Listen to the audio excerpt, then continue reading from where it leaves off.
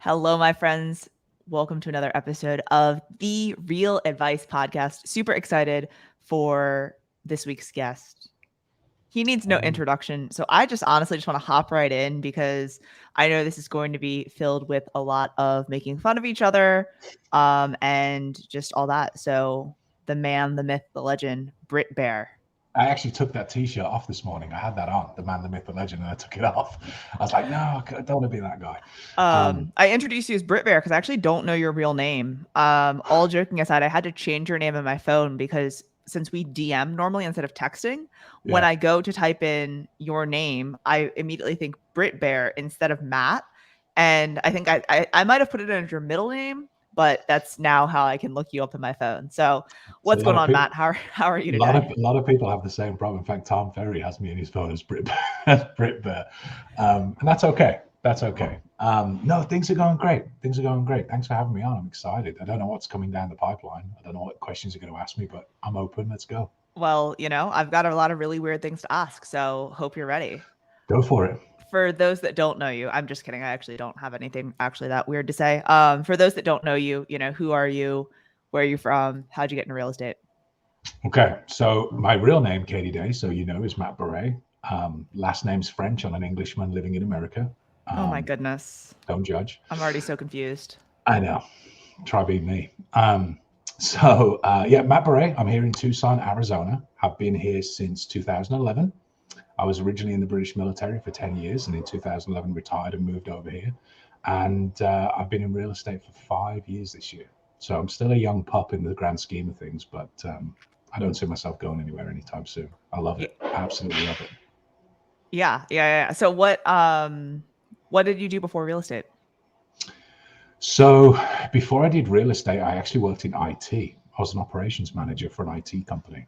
And I was locked in an office, sat behind 4 or 5 monitors a day, just managing people and pushing people here, pushing people here. You need to go fix this client. And I never saw the light of day. And it was a great job. Don't get me wrong. I loved it.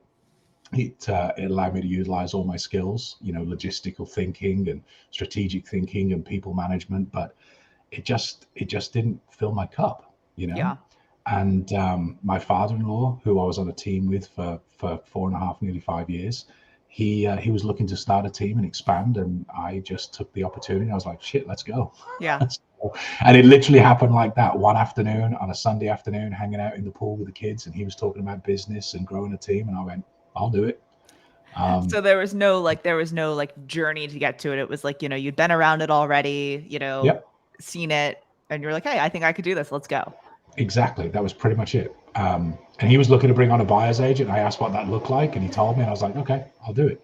And his honest response was, you need to really think about this, and if you're going to do it, you need to throw your hat over the wall because there's no going back. Yeah. And the following day, I walked into my boss's office, handed in my 2 weeks' notice, and that was it, done. There was Wow. no thinking about it. I Yeah. was like, All just do in. it. Yeah. Yep. So I Um, went on vacation, came back, got licensed, and I've been here ever since. I'm more surprised, like knowing you. I feel like we've gotten to know each other pretty well over the past few years. Like thinking about you in IT just doesn't like I know you're a technical person and like, you're pretty detail oriented and stuff like that, but like I Yeah. just can't imagine you sitting behind a desk all day long.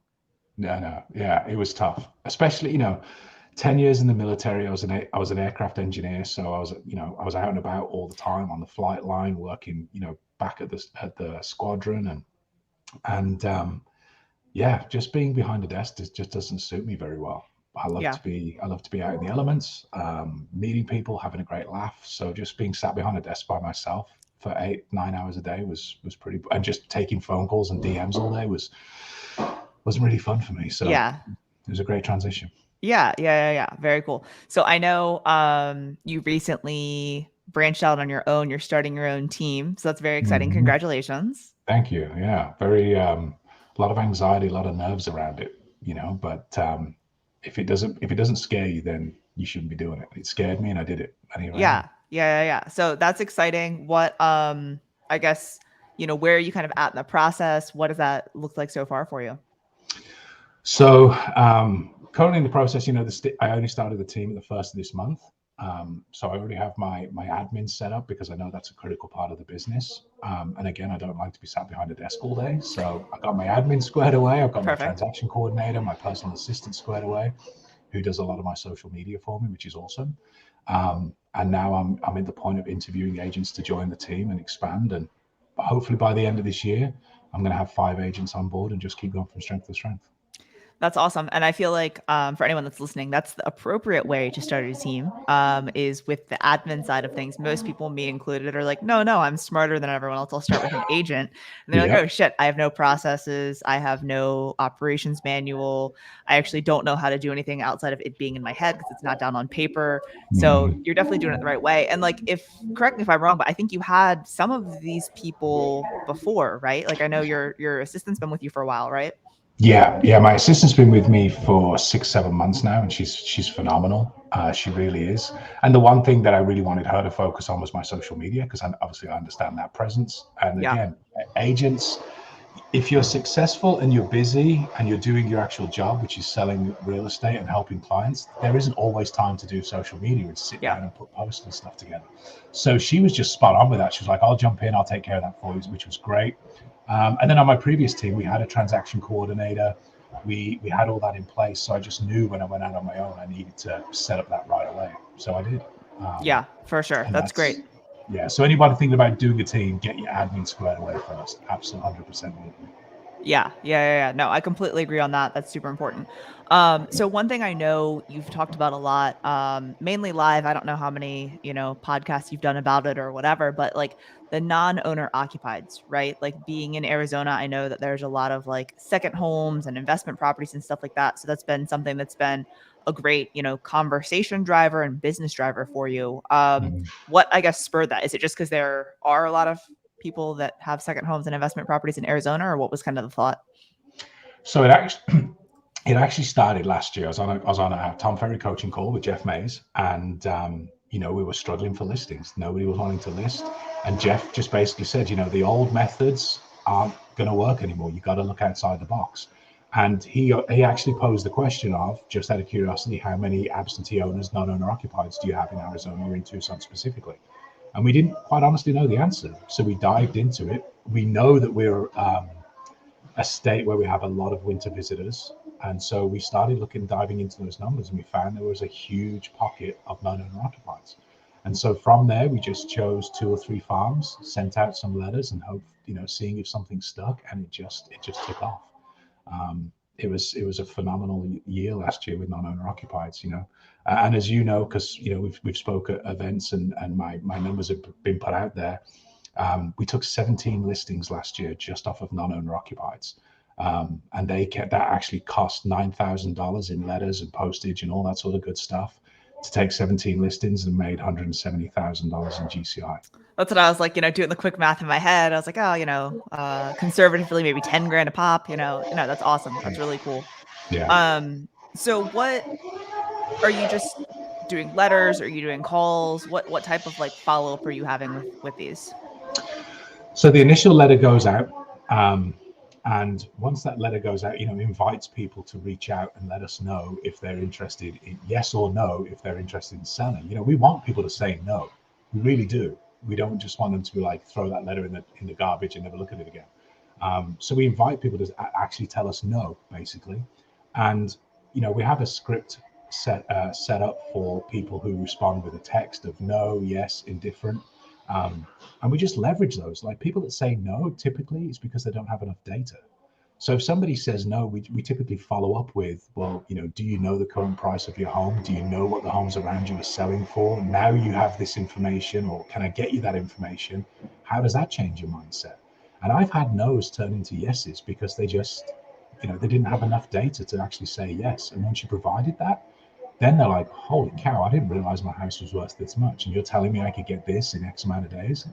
Sure thing. And it gets them off the fence. So we have scripts in place for texts. I always follow up with a follow-up call, a couple of days later. Did you get my letter? Did you get my response?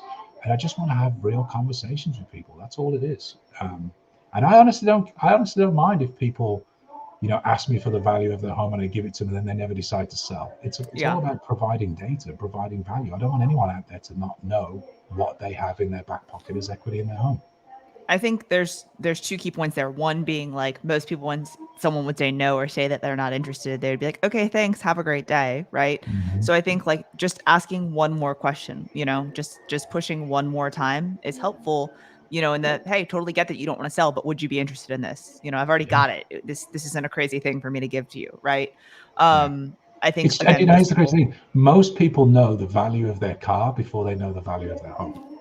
Well, it's easier to find that, right? You just, you know, Exactly. Google it and Just Kelly Blue Book it, yeah, Google it. If someone was to ask you right now, if you were to sell your car, how much could you sell it for? They'd be like, oh, I can sell it for X. But if yeah, somebody asked you what your home's worth, they're like, well, I don't know. yeah. Yeah, well, why is that? It's the biggest asset you own. You should always know what your values are. So I'm more than happy to present people with that data and let them make a decision from there. Do you think that you had a higher than usual conversion ratio because when you actually called them to talk to them, they heard your accent and then just wanted to listen to you talk? Do you think that that was part of it? I have longer phone calls, that's for sure. Yeah, they're like, "Oh, who is this British man that just wants to chat with me about my a, home?" a lot of people think I'm from a call center. I'm like, sir, madam, call centers can't afford English speaking English call center agents. Yeah. Um, The no, conversion ratio to pounds is just, it yeah, screws but you know over. what? It does allow me to have more detailed conversations. I would say 9 out of 10 times people do ask me where I'm from, and when I tell Yeah. them I'm from England, everybody's probably visited England once, and they always come back with, "Oh, we went to England a couple of years ago." Well, great. Where did you go to? And it just Yeah. gives us a little extra more depth of connection. But as long as you can circle that back around to the reason for your phone call, Yeah. you have more meaningful conversations. So yes, Katie Day, people do just speak to me to listen to my Yeah. accent. 20 minutes Um, later, you're like, "Oh wait, I called about 123 Banana Street. Do I've, you want a I've had that. value? Do you want a I've value?" had that. I've had that. No, but I mean, I do think that creating rapport is super important.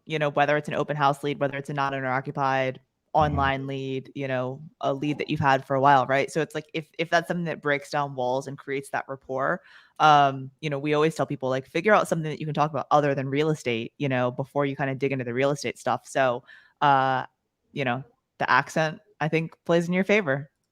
I'm actually from Alabama. I just put the accent on for real estate purposes. And then That's is it. that you also added the little thing above the E in your last name as well?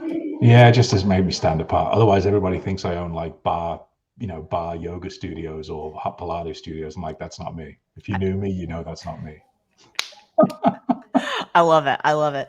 Um, you got me off topic. Sorry. It's funny. So I'm sure you get this, and this is not real estate related, but like, how like when you talk to someone and they're like, "Oh, I went to school here," or "I'm from here," they're always like, "Oh, do you know so and so?" Do you get that a lot being British? All the time.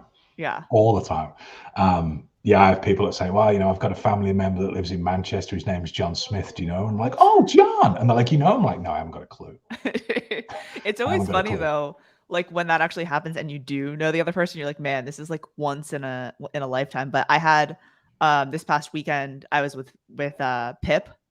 And I mean, Yeah, Pip from Tom Ferry, right? I So I was with do. Pip, and then I'm talking to these people. I'm like, oh hey, the guy over there, and I point at Pip, and he like waves. I was like, he's British, and I was like, you guys should talk to each other.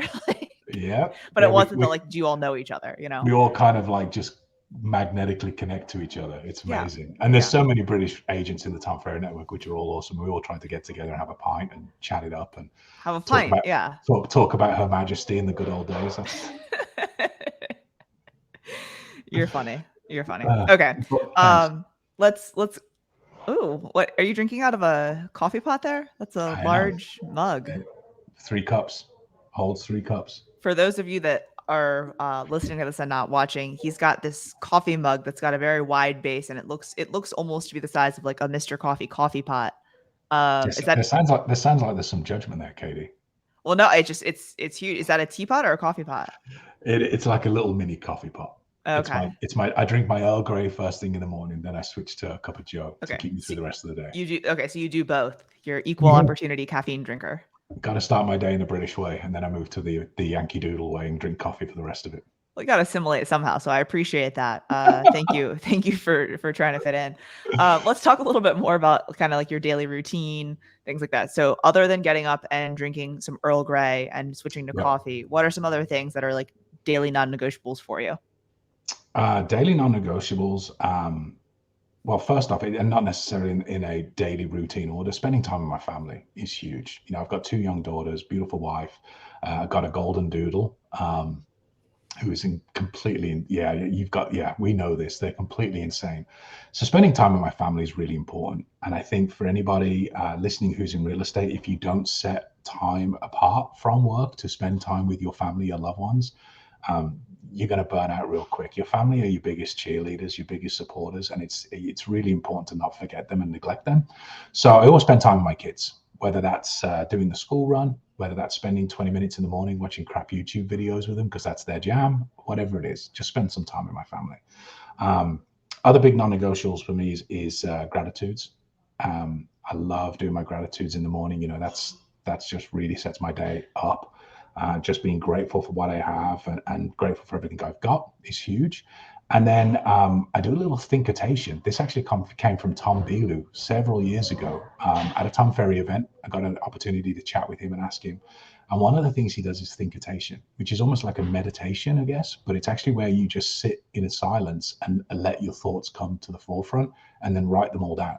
So then that way you're not just, drifting off during the day, thinking I've got to do this, thinking I've got to do that. Just start that morning off with 10 minutes of thinkitation, write all your thoughts down, and then your mind's free for the rest of the day and you don't have to worry about other stuff. And you can focus on, prospecting in your business and running your business and being a great agent. So those are a couple of my real daily headers: family time, thinkitation, and gratitudes. They're huge for me. Okay, so 10 minutes a day, you do Mhm. this every day? Mhm. Every day. And like what are some things, like obviously I don't want your entire list of thoughts or whatever. We don't need to go that deep. But like is it like personal stuff, business stuff, just anything that comes to mind you write down? Absolutely anything. Absolutely anything. It could be new thoughts you have about your business, personal items that you need to take care of, things that are on your agenda coming up later that day that need a little bit of extra thought about it. Whatever comes to the forefront, it doesn't have to be just business related. You could have a list of honeydews that you need to take care of around the house. Just write it down and get it out of your mind. Otherwise, it just clouds you. So I have a little journal. I write all my thoughts down every day, get them out the way, and then I can, if I do have free time in my day, I can go back to that book and be like, okay, now I need to take care of this, this, and this. So it's just a great way to clean your mind at the beginning of the day. Yeah, and that's so do you feel like then throughout the rest of the day you are more focused and productive because you don't have all of these fleeting thoughts of like, oh shit, I forgot to take out the trash. I forgot to buy 100%. dog food or Yep, whatever. 100%. Exactly that. And it does. It allows you to stay more focused for the times that you need to be focused. And we all have a bit of downtime during the day. Like I know you work out religiously multiple times a day because you're an absolute mentalist. And I'm sure during those workout times, when you're grunting and throwing the weights around, you're like, shit, I need to buy dog food. You just get at it. So it does help. It does help completely clear my mind of some of the stuff that I don't need to be focusing on.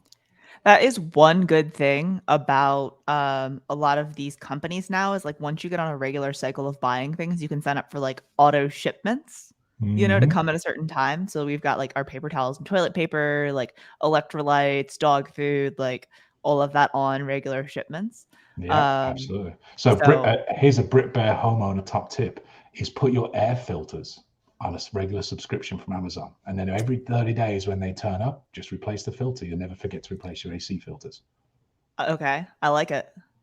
That's a golden nugget right there for free. I A won't even charge for golden that one. a golden nugget. All right, so if you're a Oh, real estate agent listening, that should be your next social media post. there we go. And tell all your clients about it. Subscribe. That one's for free. I didn't even charge you for that one. I'll probably get the bill in the mail, guys. Don't believe him. Don't believe him when he says that. Or not to like try to one up you or anything, but you could do a media filter and then you only have to do it like once a year. Do you Oh, guys have those in Arizona, the media filters and the ACs? yeah, I think we do. Yeah, I think we Yeah. do. That's a great one too. There we go. I'm going to take that one away. It's all We're sharing's mind, caring. yeah, mind melt over here. No, that thinkitation. That's what you said. Thinkitation. Yeah, thinkitation. So it's like meditation where you try and block out all of your thoughts and just, go deep and internal. And which this is exactly what Tom Bailey was saying, because somebody asked him the question, when you're meditating, thoughts come in, how do you push them back out again and stay in Yeah. that meditative state? And he responded, he's like, well, I do 10 minutes of thinkitation first. And then once all my thoughts are out of the way, then I go into my meditation and I'm really clear of mind. And I was like, that's genius. Doesn't Um, doesn't he do like hours of meditation too sometimes. Oh yeah, he like completely zones out. Yeah. Like I've got kids and a dog. Getting 10 minutes of meditation in without getting abused by the dog or the kids is tough, you know. But the thinkitation really does work. It really does work. And in fact, it's something that I ask my kids to try and do too every morning. Just take a few minutes before you go to school, sit down and think of your Please. thoughts and Yeah. get them off the, you know, otherwise, you know, you're going to have a rough day at school if you're thinking about other stuff that you shouldn't be thinking about. So Yeah. it's good for anybody. No, I like it. I definitely made a note of that.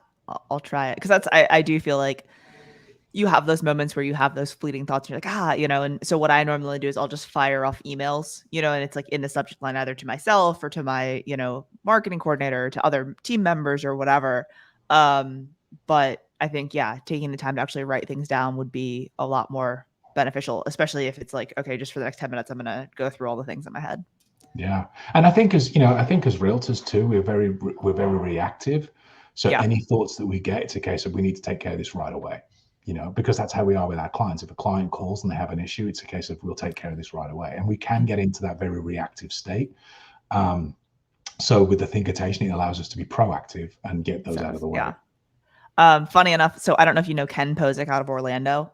I do, Yeah. So he has in his calendar 90 minutes of chaos time. I like And his that. chaos time is when he can be reactive to anything that's happening. Now, is that 90 minutes a day or 90 minutes a week? I would have to assume it's every day. Wow, that's pretty cool. I like that. But like he's a super time blocked, like, you know, he's pretty big on YouTube, right? So he's been doing like, you know, a content day every Thursday from 8 to noon, basically. Like it's in his schedule and calendar like forever, right? Mhm. But like his chaos time, I'll ask him. I have a call with him. I'll ask him what his time frame is on that, if it's daily or weekly.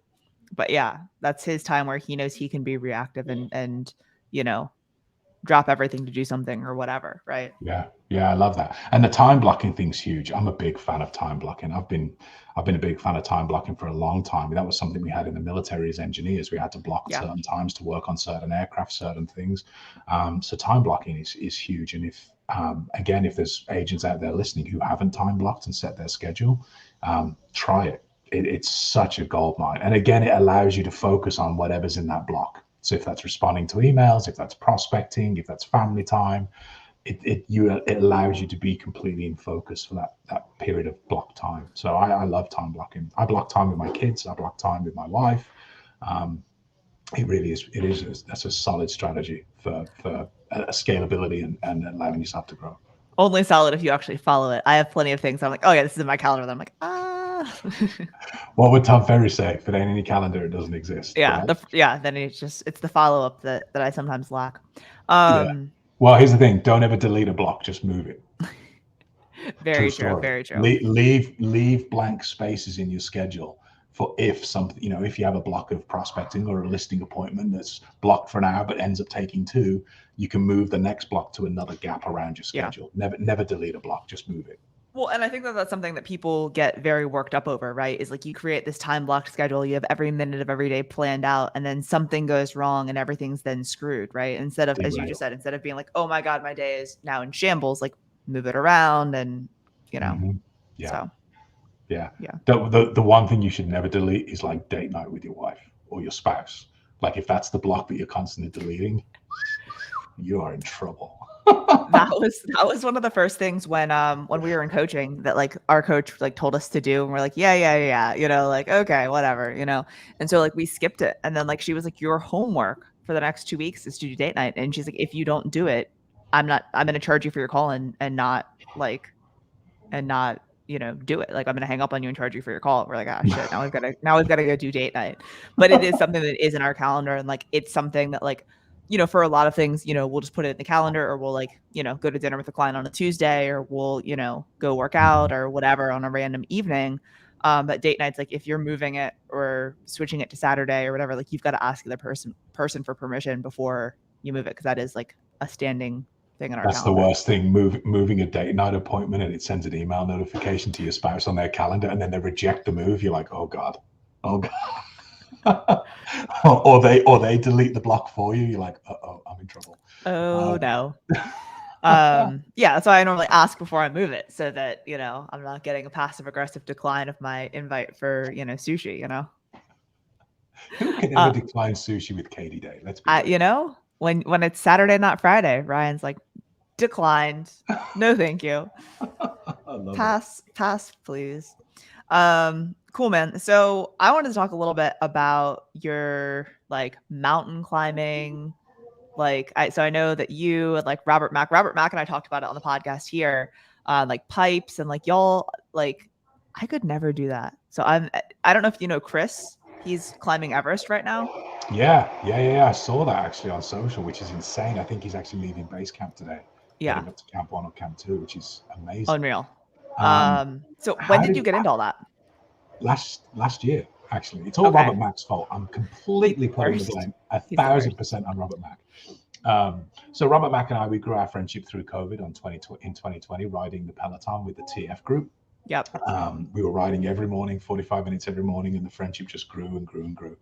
And he's an avid climber. He climbed Aconcagua with Bill Pipes, and he's done multiple mountains in California. And he just asked me, he's like, "Bro, do you like to climb mountains?" And I'm in this mindset right now, and I have been for like the last couple of years, where I'll just say yes to anything and then figure Yeah. it out. So I was like, "Yeah, man, sure, easy." And he was like, "Well, let's come to California and do a mountain." And I was like, "Crap." So I went to REI, bought all the gear, turned up at a mountain with Rob Mack, and we smashed it. It was 10,000 feet. And we smashed just a great day hike. It really was a day hike. Now I was blowing out of my trumpet. It killed me almost, but I did it. And I just got hooked. Yeah. Just disconnecting for an entire day from my phone, from the internet, from social, from the world, hanging out with a great buddy, climbing a mountain, talking when you can, when you're not dying. Yeah. When you can And actually breathe.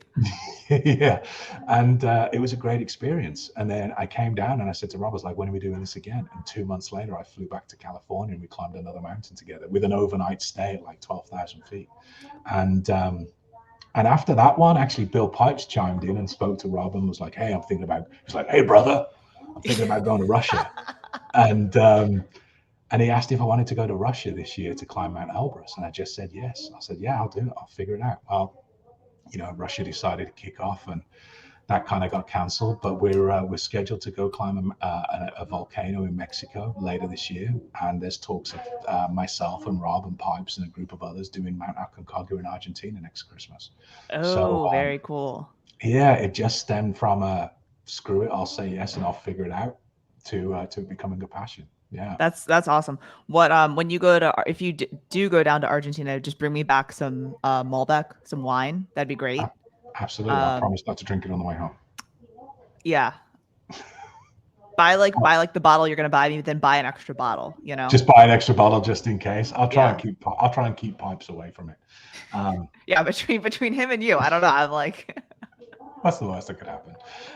So that was really it. Now I'd done hill walking and mild mountain climbing back in the UK with my brothers and with the military and that sort of stuff. But yeah, I'd done a lot of hiking, but I'd never really done like we're going to start at this elevation and we're going to climb for 10 hours and get to the top of that mountain in one day. yeah, And it was daunting, yeah, but it was amazing. And I've learned a lot of mistakes doing it, but I've also found a lot of peace doing it too, and yeah, really solidified a great friendship with Rob. yeah. No, and so I guess pre-COVID, I mean, I know during COVID you did a lot of Peloton. I would ride maybe one out of every 25 rides with y'all. I still have a Peloton in case you were wondering. I know I don't check in on the rides often, but I I still have one. actually, I actually just plugged mine back in 2 days ago, and it was like, "You have updates from 2 years." I'm like, "Shit." Crap. Um, yeah, I feel like there was a good little crew, but I guess pre Peloton and pre hike mountain climbing, because it's not really a hike, but like both they go together, right? they do. What did you do to work out prior to that? So I used to play rugby, and Ah, I've played rugby since I was 18 years old. stereotypical. And yeah, it really was. I played football or soccer, as y'all call it, Yeah. for many years before that, and then I played rugby at 18, and I played up until 2017, 2018. Okay. Yeah. I had a pretty serious injury in 2017. I snapped my leg in the middle of a game. Oh, Yeah, surgery, plates, pins, wires, all that sort of stuff. So that changed everything. yeah. I used to love going to the gym, lifting weights. But then COVID hit. I got fat. I got lazy. I got on the Peloton. Um, and I've got to get back into getting into the gym, and I've got multiple people telling me that daily. Rob and Pipes, and health advisors and health coaches, like, you got to work out. I'm like, sure thing. So I actually just bought a tonal. It gets delivered in a couple of weeks, and I can work out from home and get back into the routine. But yeah, rugby was my thing for decades. There's nothing better than training twice a week, putting really exhausting your body, and then playing 80-minute rugby match on a Saturday, hitting dudes that are twice your size and taking them down. There's nothing more satisfying. It really isn't. Huh. And I still have all my own teeth. We just have different like outlooks on the world, I guess. Why, you can't imagine hitting somebody for fun? I mean, I guess it depends on who we're talking about here. We mentioned no names. We mentioned no names, but it wasn't just the sport either. It was the camaraderie. Yeah. Being in the military, there's a huge camaraderie, which is amazing. It's a brotherhood.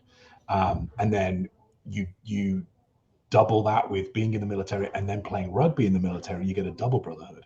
And quite honestly, when I transitioned out of the military and came to the US, there was no transition for me. I literally quit the military on a Monday, flew to the US to live for the rest of my life on a Wednesday. But the one consistency for me in my transition was rugby. One of the first things I did when I moved to Arizona was find a rugby team and get back into that camaraderie again, because I'd lost everything. Yeah. And so rugby has been a real key part of my life. I don't actively play anymore, apart from a couple of old boy tournaments, and that's not really rugby. It's just a drinking session with some sort of physical activity involved with it. Yeah. Get the band back together. Yeah, but now I coach the local rugby team that I was a part of. So it's nice to kind of give back and still be involved in that community, because it's phenomenal. And I think it's one of the greatest sports on the planet that everybody should at least try or get involved in. Yeah. Well, that's very cool. Well, you've got a lot of cool stuff on the horizon, both with work and personal stuff. So I'm excited, and obviously can't wait to, follow the journey on Instagram and our random text messages and stuff like that. Follow me up a mountain. I mean, I'm not going to do it physically, so doing it through the phone is, just as far as I'm going to go. Next mountain I go up, if there's signal, I'll FaceTime you, just so you can be there. Just so you can say, that's why you're my boy, man. You got to the top of a mountain with us. It's totally fine. So let me ask you a question, because I don't suppose a lot of people ask you a question. Put me on the hot seat. You know who does this is basically all the coaches. Like, so when we did like a podcast with like Jeff, like 5 minutes in, and we're like, wait, stop asking questions. This is my podcast. Like, you need to, and like Tom Ferry did the same thing. I was like, no. You're not turning this background on me. So it's fine. Hit me with it. Let's go. Well, you are very well established. You absolutely rock Texas. Move Me to Texas, I think, is just a phenomenal brand, and it's who you are. Again, some people don't even know who you are as a name. Katie Day, they just know Move Me to Texas, which is great branding. I love your social. I love your social media. So tell me, because I need to up my social media game with video, especially, and you've just done an entire blueprint on this. For people who didn't go to your blueprint, and for people like me who weren't able to go, like, what's the secret sauce for you with your videos? How long do you take to plan out what you're going to film? How often do you film? Give me some insight so I can be better. Yeah, for sure. So I think as far as planning out what I'm going to film, generally what I do is I've got a note on my phone that for short form stuff, anytime I see a piece of content or I hear something or I have a conversation with a client and it's like, I've talked about this before, or this is really good market information, or this is really good if someone wants to buy or sell, I write it down. Right. So like, you have a consultation with a client and they go over a bunch of things and they have questions and you're like, man, I answer this question all the time. Then put it into a video. Right. And I know you do this already, like more on the fly. Right. But I like, you come out of an appointment, you're like, I just got out of an appointment and blah, blah, blah, blah, blah. Right. Yeah. So, that's great. And I think that a lot of times actually like that kind of more on the fly content is more engaging, and you just going live or opening up the camera real quick and recording something. But like, I just write all of them down if it's not something that's like pressing needs to go out right now today. And then I shoot with a videographer every 3 to 5 weeks, depending on my travel schedule, his travel schedule, and just like life. And if I'm doing short form, I normally aim to shoot between 30 and 50 videos. Wow. So we shoot for like 3 to 4 hours. And basically he sets up the camera, and I have like, I only own like 4 t-shirts. So I have those 4 t-shirts and we just shoot a crap ton of content. I love Then I have it, right? So like I've had times where I've been sick, I've been out of town, I've been this, I've been that, but I've got 50 videos, in a Google Drive. I can just download and post it, even if I'm, across the country or sick or anything like that. So, And those short form, those are the notes that you've taken, during those meetings, during those experiences where you're like, I should make a video on this. You're yeah. writing all those down, and then you're knocking all those out in one day every 4 to 5 weeks. Yeah. No, or if I see something that's like, like someone else's content or something like that, I'm like, I like that idea, but this is how I would do it. So yeah, no, it's that's normally how I do it. All right, last question for you. It's the one that stumps everyone. Okay. If it was your last meal on earth, what would you be eating? Oh shit. Roast dinner, British roast dinner, roast beef, Okay. roast potatoes, roasted vegetables, Everything's the roasted. Yorkshire pudding, gravy. It's got to be a substantial British roast dinner. There's nothing better. I like it. I like it. If I was on death row and they asked me what my last meal would be, it'll be a roast dinner. Either that or an all-you-can-eat buffet, because then you technically don't have to get killed because you're still eating. Well, until you can't anymore. Anyways, man, I so appreciate you and all, that you do for, the Tom Ferry ecosystem, for the real estate community in general, and just I appreciate our friendship. Really excited again to watch like the stuff you're doing in your personal life, watch, everything you're doing on the work side, and I'll talk to you soon. Thanks, Katie. Love you. Love you too.